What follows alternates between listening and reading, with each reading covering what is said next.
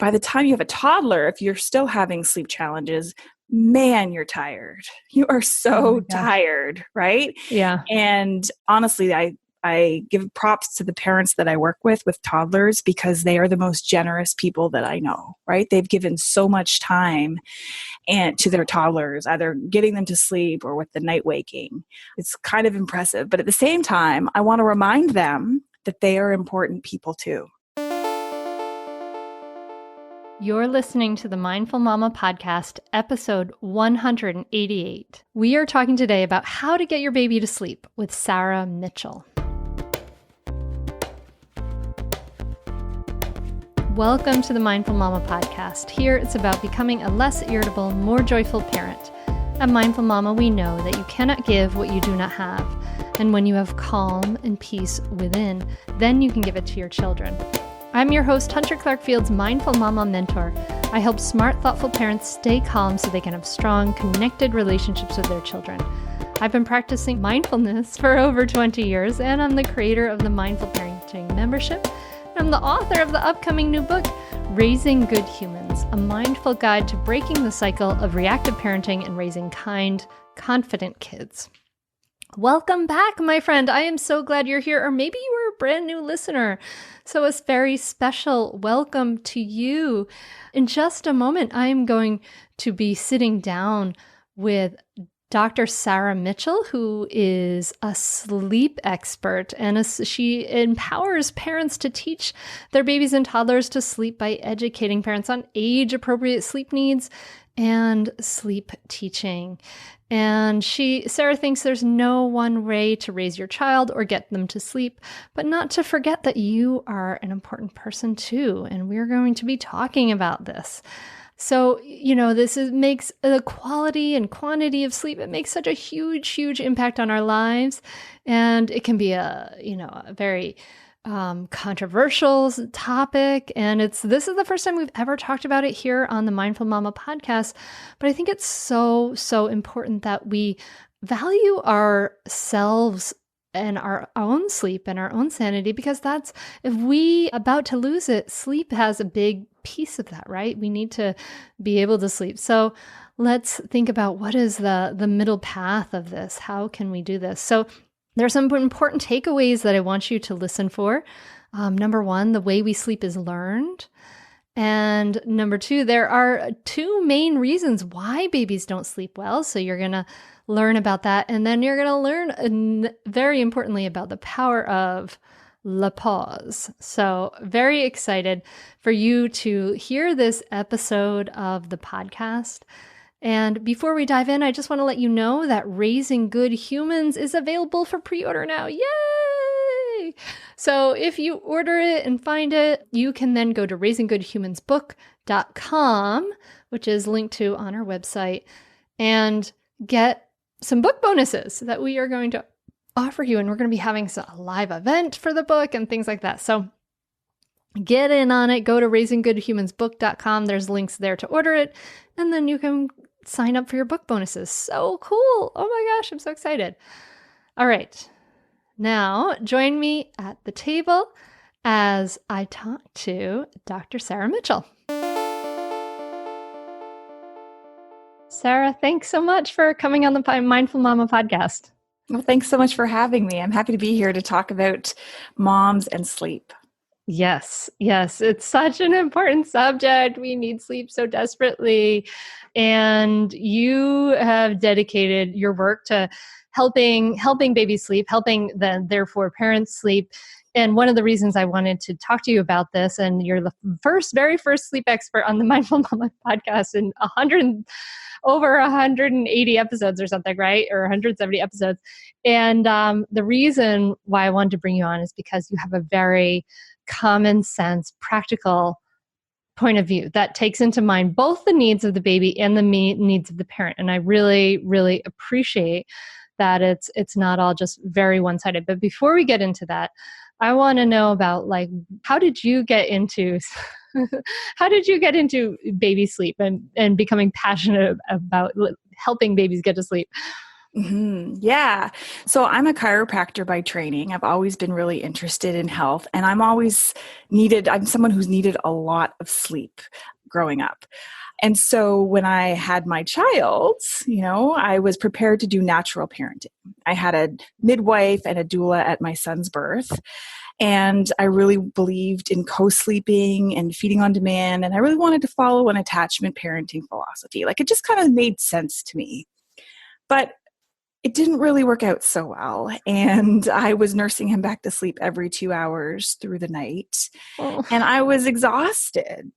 And I was very well prepared for parenthood, or so I thought, because I had all this, health education training, and I'd taken classes in pediatrics and obstetrics and all these other different anatomy and physiology topics.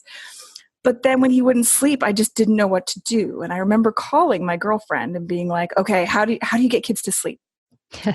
You think it should be this quick question, and I get it all the time on my Instagram account.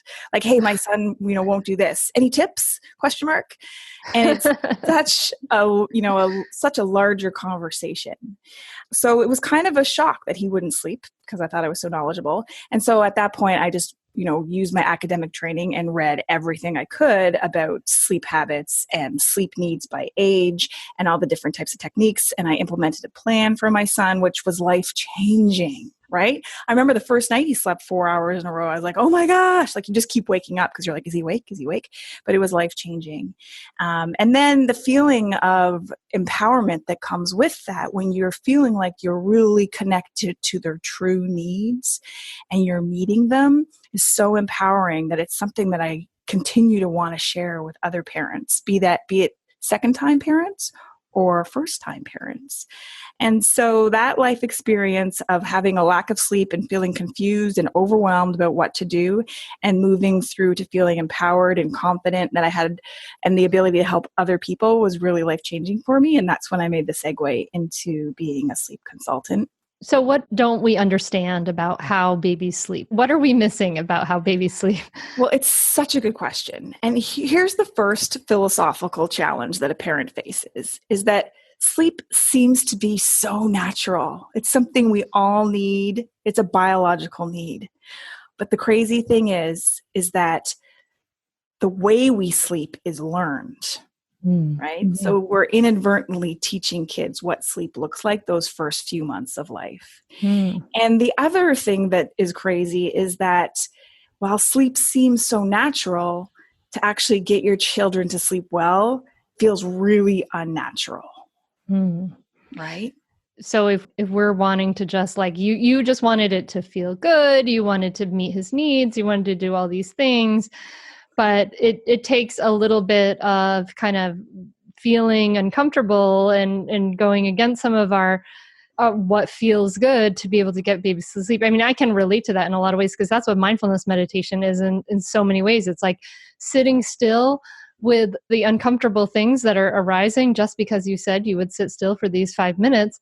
It's this weird, like kind of unnatural thing to do if you think about it, but it gives all these benefits. Exactly. That's an excellent parallel. And if you break it down into two main pieces, for babies and toddlers, there's two main reasons why kids don't sleep well. And the first one is that they're not getting enough sleep. So it's the basic tenet of sleep begets sleep. The more well-rested someone is, the easier it is to get them to fall asleep and then stay asleep. So when I see kids that wake up every 1 or 2 hours, they get stuck in this vicious cycle, right? Because they're not getting enough overnight sleep. Even though they're in their crib for 11 hours, they woke up so many times, it wasn't quality sleep. So then it's harder to get them to nap and to take longer naps. And then they're overtired by bedtime, and they just get stuck in this negative feedback loop. Okay. Oh, good. I'm so glad to know that was true, that sleep begets sleep thing, because that's what I was like, sleep begets sleep. Like we keep these like early bedtimes till our kids were so much older than so many of our friends. But I was like, oh no, they need right. It. They really and in society, doesn't that seem unnatural? Like that we have these early bedtimes, like the kids are missing out on social time, so to speak. But really it is what they need. I know. I remember thinking like we have this community like camp, summer camp thing, and like always the evening night thing that the like showcase of summer camp would start at like 7:00 at night, and I was like, and the camp goes from when kids are, to be fair, goes from when kids are 3 to when they're like 12, but like when my child was like 3, 4, 5, and 6, I was like 7:00 at night, like oh my god. Yeah. How am I, bedtime's in like half an hour. Absolutely. Absolutely. And then is it worth it? Right. Yeah. So we let them stay up late, but then they still get up at the same time the next day. And now they're crankier. Okay. So sleep does get sleep. Yeah. Yeah. So that's the first reason kids don't sleep so well, babies and toddlers, is overtired. And then the second reason is that they have some sort of what we call a sleep crutch. So it's something external that helps them relax down into sleep. And so that might be motion, so being rocked or sleeping in the stroller. It's sucking either from a breast, a pacifier, or a bottle, or touch, co-sleeping, or being held to sleep.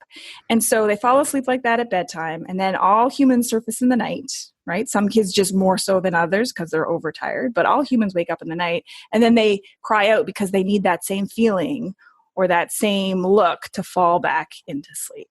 So it's overtired and sleep crutch are the two main reasons kids have trouble sleeping.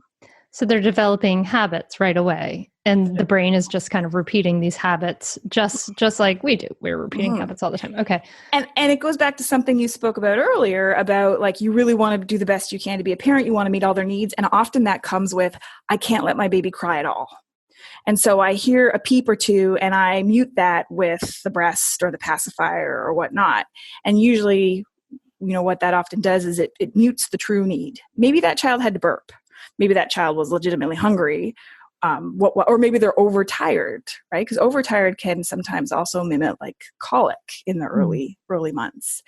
But letting them cry seems so wrong, right? It feels so wrong. And it's also difficult because letting them cry, well, where is this going? I have no plan of attack. I don't know if this is going to work or not. Are these tears going to be in vain? And so that's how I help parents is when they're planning, I'm like, this is where this is going to go. This is what most kids, this is what it looks like. And no one wants to hear their baby cry. I didn't want to hear my baby cry. Heck, my baby at 4 months weighed 20 pounds because I nursed him. Every time he made a peep, I was like, oh, he's hungry. And I didn't want to hear him cry. And so I nursed him back to sleep. Right. So I think it's probably helpful here to talk about crying it out, because I can hear the listener in my mind who's saying, uh-oh, this lady, Sarah, is talking about babies crying. I am not letting my baby cry it out. I don't want to be cruel to my child. I don't want to damage my relationship. So let's just like talk about that right away. Yeah. Like what is your position on crying it out? What goes on with that? Mm-hmm. Well, first off, my position on parenting is there's no one way to raise your child. You got to do what feels right for you. But let's not forget the people that I work with are waking up like once every hour, if not 2 hours, right? So these are really, really tired people who need to make a change for their health, okay? Mm-hmm, yeah. So then the second part of that question is cry it out. What does that mean to you? Because there are a lot of different definitions out there. And to me, cry it out means to close the door and not go back in and let my child cry themselves to sleep. And that is not something that I believe in, because I practice like respectful parenting and mindful parenting. I believe that every child deserves to be heard and acknowledged, but at the same time, I have certain boundaries. And so with sleep training, you can teach your child to sleep while being in the room or being beside them. You just might not be, nursing them to sleep or reinserting the pacifier 15 times at night. You may have a different boundary than your neighbor, but your child will still cry because they're frustrated that they're not getting what they want, because there's definitely preference starts to come into it even at 4 months of age. But also they might be confused, like what's happening here? You can offer comfort to those tears without, putting them to sleep.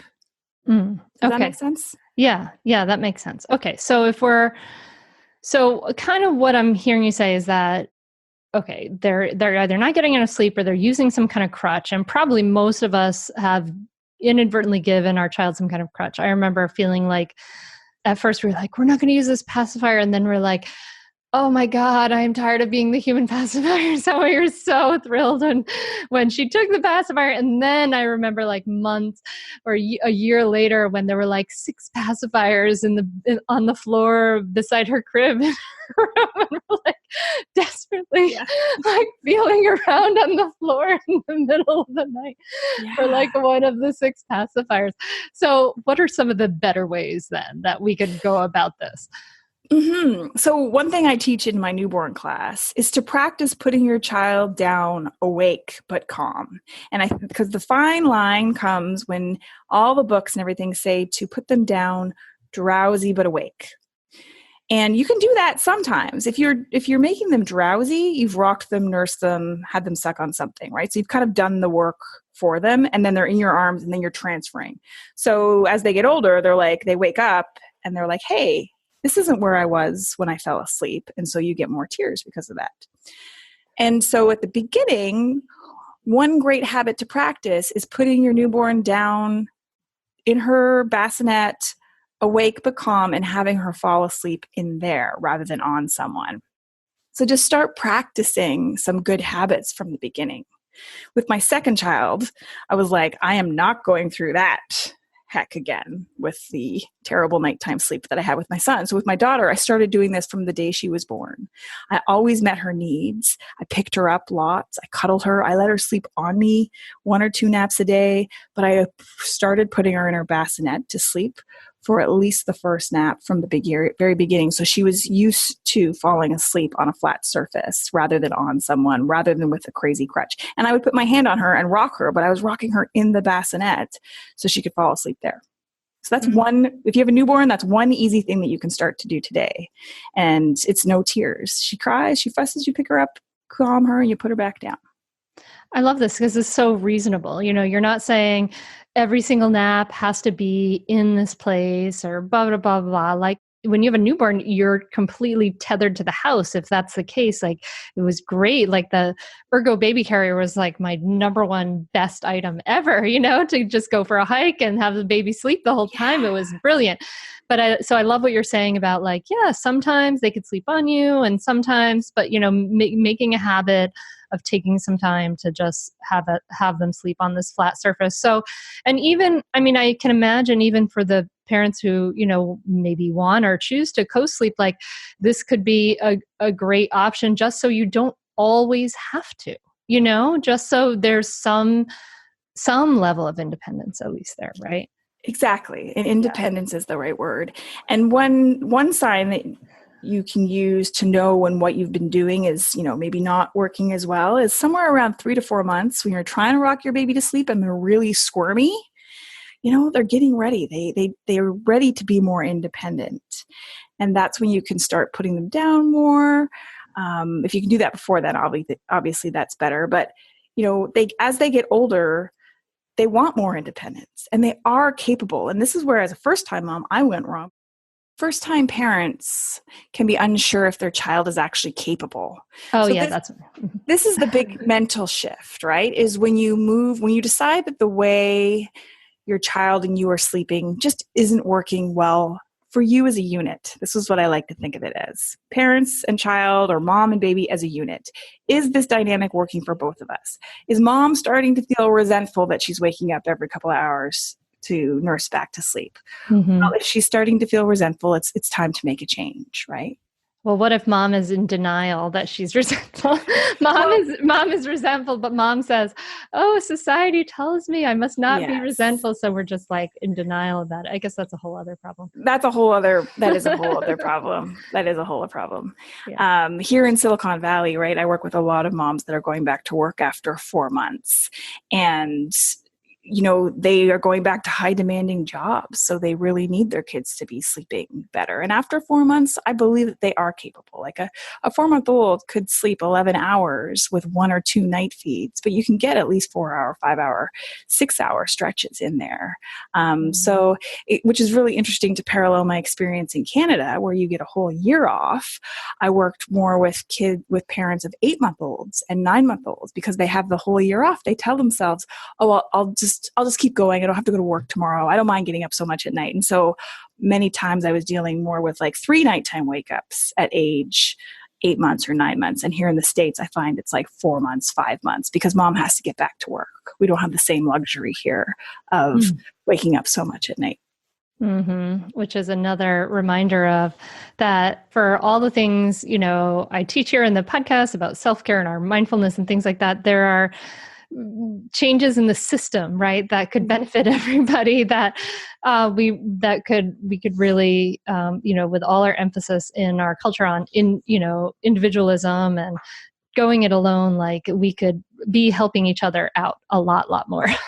Absolutely. And that whole criticism of other parents, the way I look at it is that, you've been promoted to the most important job you've ever had. You're now CEO of baby XYZ, and you have had no training and no previous experience, and it's the most important job of your life. That's very stressful, right? And then you see someone else doing it differently from you, and often being somewhat insecure, we can take that as a criticism of the way that we're doing things, right? And I think that's why there's so much mom shaming that goes on out there. So, put your blinders on and just focus on your family and what are your needs. Yeah. What are your needs? And I think this is an important piece to have in this conversation because, what you're saying, I love this idea of thinking yourself as a dynamic, as a unit, right? Or even your whole family as a unit, because the truth is that, your sleep is the most important thing to you being any kind of parent at all, like especially as time goes on, like, having our cup full is what allows us to then be able to respond respectfully and mindfully and patiently with our kids. Like the number one predictor of yelling is your own personal stress levels, and your own personal stress levels, the number one predictor of that in some ways is your sleep, right? So, we can't overestimate really the importance of the sleep. Absolutely. I agree 100%. You have much more patience when you've had at least a good 6-hour stretch or a full night's sleep.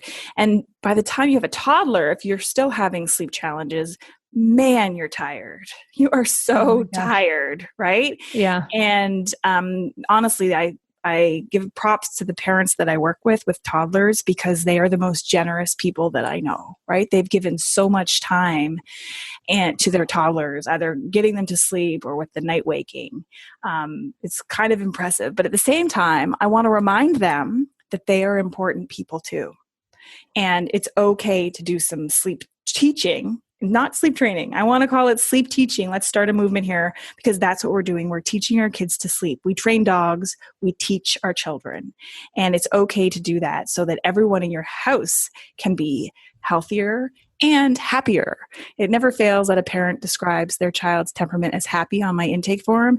And at the end, they're like, wow, I can't believe how much less fussy she is during the day. Everyone's just happier. And I wish I had done this sooner, is another common phrase that I hear. I like that sleep teaching. I mean, and I could see that. Like we did some, we had to do some sleep teaching with my daughters, and I remember, and afterwards, just we were all so much happier. So, you talk about the pause. Tell me about what is the pause. The pause, right. So in my experience, I'd read all these midwife books, and it was, never let your baby wait for a feed. Wait for a feed. So in the night when I heard him, I'd be like, oh, he's hungry. And I would jump up and I would feed him. And in hindsight, he probably wasn't awake half of those times, and I was interrupting his sleep. And so I learned, and I teach this to my clients, is that you wait, la pause, wait 3 minutes when you hear him or her in the night. Is my child really awake? Or was she asleep when she made those noises? Or can I just wait and see what happens? Maybe I've been working on that one nap in the crib in the morning where she puts herself to sleep. Maybe she could do this in the night. So not jumping up, just giving your child the opportunity to self-soothe and see what happens. And then attend to her. This is so brilliant. Like I can't, it's such a tiny, tiny shift. But it's such a powerful shift, which is like, give your child a chance to have solved their own problem, to be a little independent, be there, be ready to be a helper, but don't assume that, that it's always every second, 100% all the time, your problem. Exactly. Give them the chance. Yeah. And before I knew the name of it, I was practicing like respectful parenting. It's the RIE philosophy, RIE.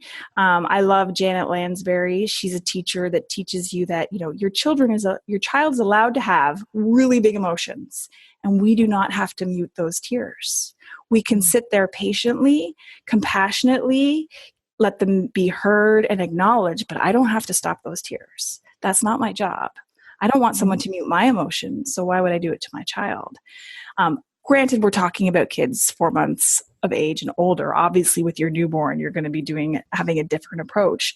But where I see a lot of parents kind of fall off the rails is they go traveling, or a child gets sick, or maybe they were just never a great sleeper and now they're a toddler and their lungs are so much louder. And they just completely derail, totally throw a gal off her game. Like, oh my gosh, something's wrong. I need to stop these tears. It's like, this is what toddlers do. They are supposed to test our boundaries, and we are supposed to acknowledge them and then stay calm, cool, and collected as we maintain our boundary, right? Someone gave me the example one time, if grandma had only given your little guy Pop-Tarts when she was visiting, and now your son only wants to eat Pop-Tarts. Would you let him? No, you wouldn't. Is he going to cry about it? Very likely. And will you sit there and be calm, cool, and collected? Yes, absolutely. Right? I can't remember, Sarah. When does night weaning usually happen? So for breastfed kids, it varies quite a bit. It can be anywhere from 8 to 10 months, and it's related to solid intake. So with breastfed kids, you want to have 3 meals and 2 snacks established. So it's usually somewhere around 8 or 9 months. And there's definitely some outliers. There definitely are some kids that go earlier if they have mom has really fatty milk. And for formula fed kids, as early as 5 months is possible, because with formula, it's delivered in a bottle. You can count the ounces, so you have more confidence going into the night about what your child's caloric intake has looked like that day. And in the night, there's the pause with the formula bottle. It takes a minute to actually go get the bottle, and that often gives formula-fed kids a chance to self-soothe. Obviously, I believe as fed is best, whatever you want to do, whatever's working for your family in that domain. But one thing to know is that putting your child on formula won't necessarily solve your sleep problems. Just know that. I know. We're all kind of like doing the math in our heads there. Like, yeah, that's a few more months. Right? That's a significant chunk of time. I think I remember like giving my child like smooth nut butters right before bed. And stuff like, here, this will stick in your stomach longer. Like, you absolutely. Yeah, great idea. But just to give you an example, though, I just worked with a 9-month-old who took 2-ounce bottles every 2 hours through the night of formula. The formula won't solve all your woes, right? It's all about sleep habits, setting your child up for success with timing and knowing how to fall asleep. And then the food is like the third layer to all of that. Okay. All right. So then tell us about timing. What are we getting wrong about timing? Yeah. So the one thing they should tell you in the hospital when you leave there is that your newborn really needs to be back asleep after about 45 minutes of being awake. And often that's eating, burping, and then falling back asleep. Mm-hmm. And by 3 months of age, that child needs to be back asleep after being awake for about an hour and a half. And what happens after an hour and a half is they turn into pumpkins. I'm just joking, but their demeanor really does change. It becomes harder to get that child to settle and then stay asleep. And so on my website, I have a sleep chart, sleep summary by age. It's one of the first teachings that we talk with about parents is timing of sleep. So for example, like a 1-year-old can stay awake probably about 4 hours maximum. So they would have 2 naps. So that means if she woke up from her last nap at 3:00 in the afternoon, you want to have her asleep 4 hours later by 7:00. And if you're pushing bedtime back to 8:00 because you want dad to be able to come home and have a visit, well, that's fine. But now you've increased your risk of taking a long time to settle, night waking, and waking up early in the morning, like 5:00. So is it worth it for you and your family to deal with that? Right. Oh, wow. That's brilliant. So you have a chart so people can see my child is this age. This is how much time they need to be awake during the day and kind of figure it all out. Yeah, absolutely. I don't teach in my online class or my one-to-one private consultations. I don't teach a fixed schedule where 9 o'clock is nap time. And that's because fixed schedules in my mind, they kind of set people up to fail because we can't control how long kids sleep for. So if your nap is cut short one day because they're teething or they poop themselves awake, do you now wait until 2 o'clock for the next nap, even though they're going to be exhausted by that time? That kind of sets you up to fail. So I don't teach that. I teach a flexible schedule that uses these awake times to help guide you every day so that you're building parenting skills to handle all these different little sleep regressions that come up, right? And sleep regressions are really progress. Your child's either growing physically or neurologically. And they can throw sleep off because your child is distracted by something going on in their world. And so I teach you the skills to kind of guide you through all of those things. All right, cool. So, and it's had amazing reviews and things like that. Okay, so just to recap, we want to teach our kids to sleep because they're learning. The way we sleep is learned. So we have to think about, teaching them to sleep and kind of putting our children down awake but calm. Now, what happens? What do you suggest parents do when the kid, like, circumstance has happened? Your second cousin had a wedding, whatever, and now your child's been awake like a crazy long time. They're overtired and psychotic and screaming. Yeah. What do you do in those situations? Yeah. So when we're doing actual sleep teaching, we like clear our schedule and we try and really be consistent and be home for sleep time so that we set everybody in the family up for success. After we've got those desired self-soothing skills, then we can be a little bit more flexible. So when we went to our cousin's wedding, maybe we let them stay up later, but then they might need more help falling to sleep. So that I might have to rock my little guy down to give him a hand. And that's okay, right? Because we meet that child where she is at that moment. We know she has the established skills, but how can we help her out right now since we kind of set her up to fail by keeping her up too late, right? Okay. All right. So just kind of triage those moments as best you can. What do you say to things like, I'm going to throw a couple things at you, like swaddling. How do you feel about swaddling? Swaddling for newborns is a must. It's fantastic. Absolutely. And you want to stop swaddling when your child starts to show signs of rolling, which is usually around 4 to 5 months of age. And the earliest you can do like official sleep teaching is about 4 months of age. And that's related to the Moro reflex, that startle reflex, which the swaddling helps decrease. That's usually when that reflex tends to disappear. And they're also getting more hand control at that age because your kids need their hands available to them to learn how to self-soothe. So swaddling's great for newborns, but I think it should be disappearing around 4 months. All right. Thumb sucking then. It sounds like you might be pro thumb sucking. I am pro thumb sucking. Thumb suckers are the best sleepers because they self-soothe. They can find that thumb anytime in the night. I've had 2 thumb suckers, and parents often worry about like dental deformation or having to wean from it. And really it's dependent on your child's temperament.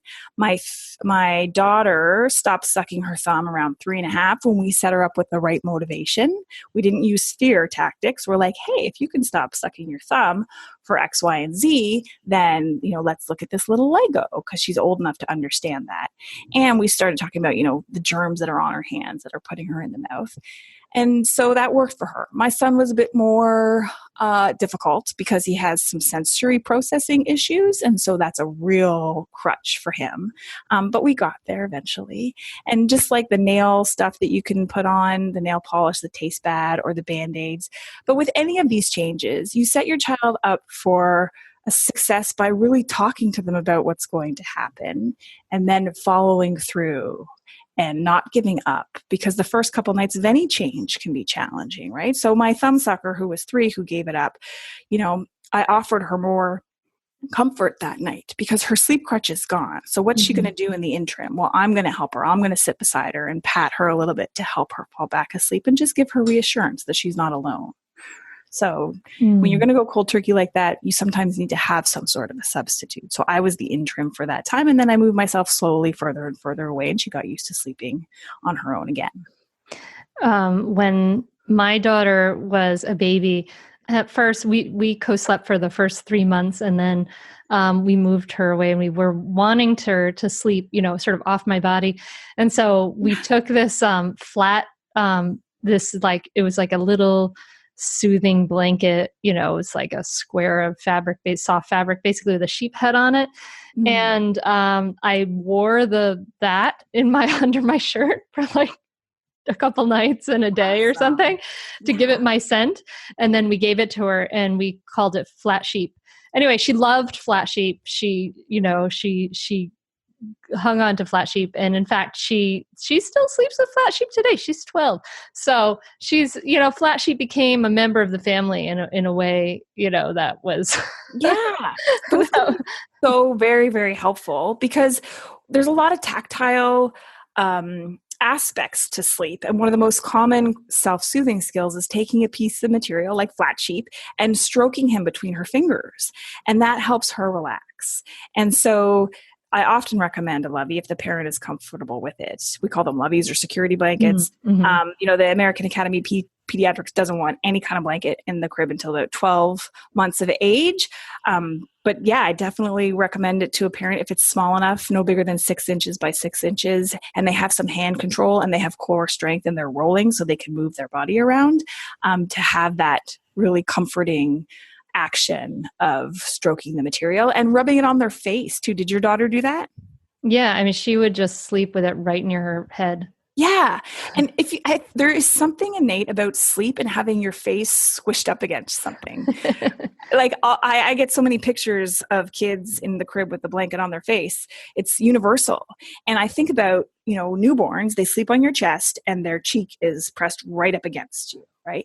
And there's definitely a turning point in kids' sleep when they learn to roll on their stomach and then they squish their cheek into the mattress as well. So there's definitely something there about that. Oh my God, this is bringing up such cute images for me. Right. Yeah. So what do you think about co-sleeping? I think if it works for you, awesome, right? Like, I don't think there's any one way to do it. I tried it as well the first few months. And then there was the night where I could hear him crying and I was rustling through the sheets trying to find him and I couldn't find him. That caused sheer panic. And then I realized that I had stowed him in the bassinet at the last feed and he was perfectly fine. But that really scared the bejesus out of me and we didn't go sleep after that. And I personally I'm a light sleeper now. I think a lot of moms become really light sleepers after they have kids. And I found just my kids would move around and I just can't. I just don't sleep well. I love co-sleeping personally. Like my husband goes away and I invite a 6-year-old or an 8-year-old to come sleep with me, but I know I don't sleep as well. But gosh, I love them and they're so adorable. Like who doesn't love watching their child sleep? Like I think we love them even more when they're asleep. Right? I know. I think we do even more. Yeah. I love that too. When we co-slept for the first couple of months with each child, because it was just easier to nurse, but we wanted to be really safe about it. So we tucked our sheets in like way down in so they could only come up to our waist. And Smart. So we would like kind of spend the whole night like in vain tugging at these sheets trying to get them like over. We both remember that part as like a really frustrating aspect. It was safe, but maybe not so comfortable, right? Not totally. Yeah. And I find in my practice that most of the co-sleeping parents I have are doing so out of desperation, not necessarily by choice. It's like it got so bad that we just tried anything and we found that she slept better with us. So we're sticking with that, even though in a lot of cases they're nursing back to sleep every couple of hours. But no right or wrong way to raise your baby. Do what's right for you. And if it's working for you, awesome. But if it's not, just don't forget that you're an important person too.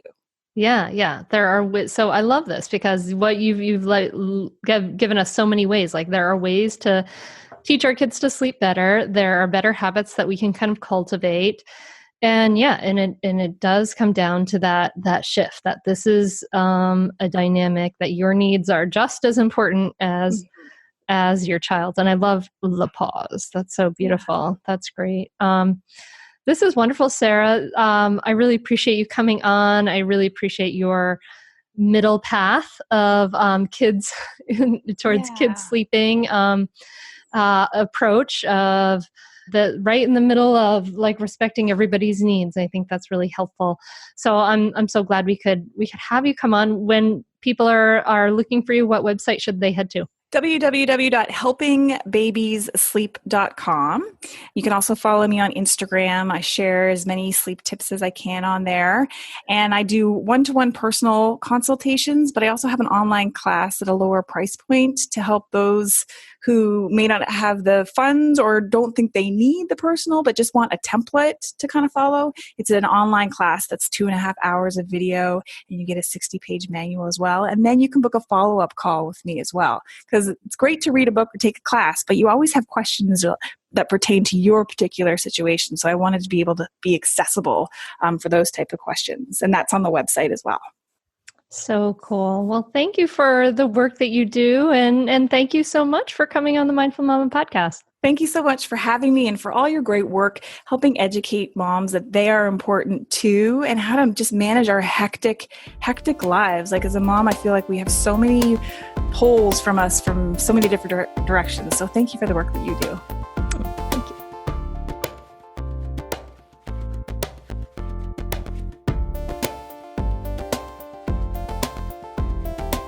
Wow. I needed the pause so much when my kids are little.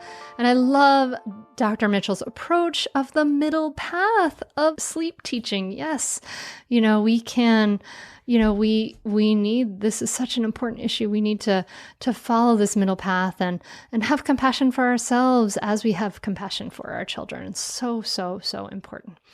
So I hope if you like this episode that you will share it around, share it with other tired, exhausted parents, and if you liked it, also leave me a review, let me know, and I'd love to talk to you about it.